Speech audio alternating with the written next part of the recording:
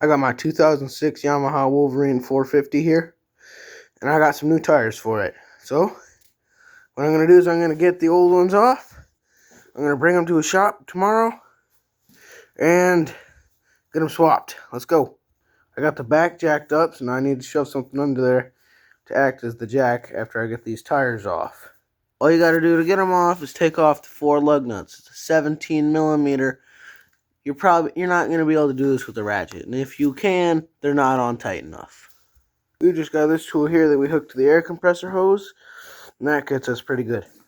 Now that I got the first tire off, what I'm going to do is I'm going to put these lug nuts back on here just to make sure I don't lose any of them. Because if you lose your lug nuts, well, guess what? You got to buy more lug nuts, and I don't think anyone really wants to spend all their money on buying some lug nuts. Second back tire's off. Time to throw these lug nuts on. You just get them on to the point where they're not going to fall off. You don't got to like tighten them all the way to the back there. Now with both back tires off, I'm going to need to get something different underneath of here so that jack can be used for the front. I'm using this old tire from our Polaris Scrambler 90, and I think it's going to work fine. After looking at it a little more, I'm actually going to use the Scrambler tire for the front, and I'm going to put a cinder block in the back here.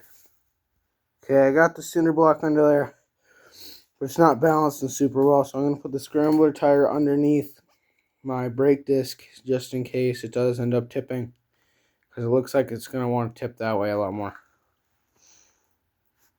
There's one front tire off. Now to do the lugs. Lugs are on there. We're good to go for the next tire. I got it sitting. It's pretty sketchy. I got a couple tires and a piece of firewood under this front. Heavily recommend against doing this. Get yourself 4 jack stands and do it that way. This is a really, really bad way to do this. I'd say it gets better in the back, but it actually gets worse. Got a cinder block that's not doing a great job, I don't think.